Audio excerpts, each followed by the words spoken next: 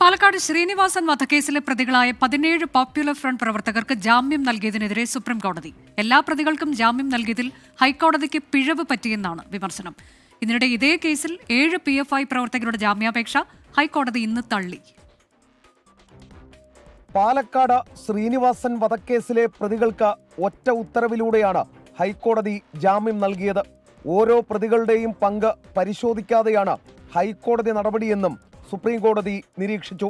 ജാമ്യാപേക്ഷ പരിഗണിച്ചതിൽ ഹൈക്കോടതിക്ക് പിഴവ് പറ്റിയെന്നും ജസ്റ്റിസുമാരായ അഭയ് എസ് ഓഖ, അഗസ്റ്റിൻ ജോർജ് മാസി എന്നിവർ ഉൾപ്പെട്ട ഡിവിഷൻ ബെഞ്ച് വിമർശിച്ചു.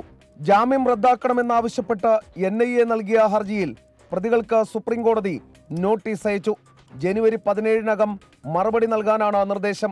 അതേസമയം കേസിൽ 7 പോപ്പുലർ ഫ്രണ്ട് പ്രവർത്തകരുടെ ജാമ്യാപേക്ഷ ഇന്ന് ഹൈക്കോടതി തള്ളി. പ്രതികൾക്കെതിരെ കുറ്റം പ്രഥമദൃഷ്ട്യാ നിലനിൽക്കുമെന്ന് വ്യക്തമാക്കിയാണ് ഹൈക്കോടതി നടപടി. ഹനീഫ, ഖാജ ഹുസൈൻ, മുഹമ്മദ് ഹക്കീം, അബ്ബാസ്, T നൌഷാദ്, TE ബഷീർ, അമീർ അലി എന്നിവരുടെ ജാമ്യാപേക്ഷയാണ് ഹൈക്കോടതി തള്ളിയത്. ഡൽഹി ബ്യൂറോയ്ക്കൊപ്പം S ശ്രീകാന്ത്, 24, കൊച്ചി.